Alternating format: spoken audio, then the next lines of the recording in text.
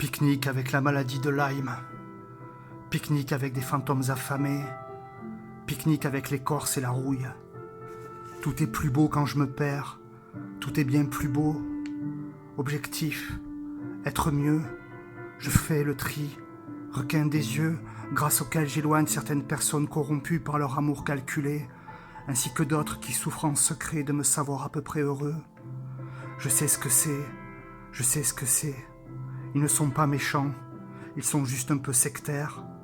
Ils ont fait des études et ils s'aperçoivent qu'ils savent que dalle. Chauffeur de taxi, conseiller de vente, nazi de l'orthographe, motard unijambiste, chargé de clientèle, assistante marketing, paria, fugueur, femme taureau dont le cœur est une part de pizza. On économise, on gaspille, on planque, on fait cadeau, on convoite, on fomente, on se parle. Ça veut pas dire qu'on s'aime, on veut pas dire qu'on s'aime. On essaie des pantalons, on fait des bouffées délirantes, on fait l'intéressant au micro, on fait le Père Noël pour une association, on élève seul 2 enfants, on s'imagine utile. Au final, on n'a rien, juste notre condition de mortel, juste un moment, au mieux un répit dans les schémas qui nous coincent, un semblant de paix dans la chaleur effervescente, un retard de livraison dans les sandwichs à la merde dû à une rupture de stock. Il n'y a qu'une seule histoire à raconter en réalité, et c'est celle de nos agonies. Me faudrait un bus là de suite, ouais.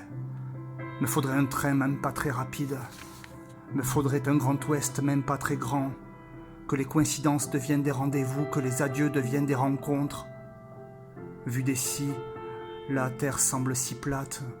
Vu d'ici, le bout du monde est au bout des doigts. Je regarde les pierres et leurs mystères. J'écoute les failles me parler de mes échecs mérités, de mes péchés, de mes énigmes. Les herbes sauvages respirent doucement et je respire doucement avec. Et je le trouve carrément pas mal cet épisode onirique. Oniroïde dirait ma psy. Putain de sadique qui me fait rêver de douches dorées. Trouver la liberté en soi-même, c'est bien mieux en mangeant des galettes de pommes de terre aux œufs. Moi, c'est tes erreurs que je mange. Enfin, pas toutes, juste celles que tu m'offres. Suffit de quelques papillons aujourd'hui pour me soulever la tête. Retour en avant. La violoncelliste s'offusque de la violence, mais la violence, en fait, ça l'excite grave. Elle est sombre, elle est impitoyable. Sa vie a un centre et ce centre a un poids auquel elle n'échappe pas assez. Son père ne l'aide pas, son père ne lui apprend rien, son père tente encore de lui retourner le cerveau. Ah, les filles et leur papa, ah, les médecins généralistes et la cortisone.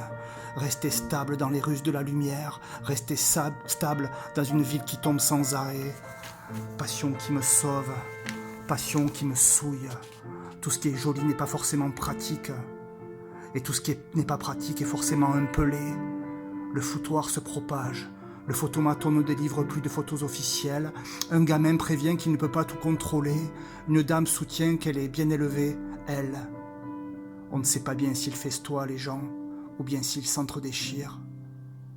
Les bruits qu'ils font dans les 2 cas se ressemblent tellement, tellement. Combien de vers pour rendre tout ça drôle? Combien d'anxiolytiques pour rendre tout ça moins perturbant?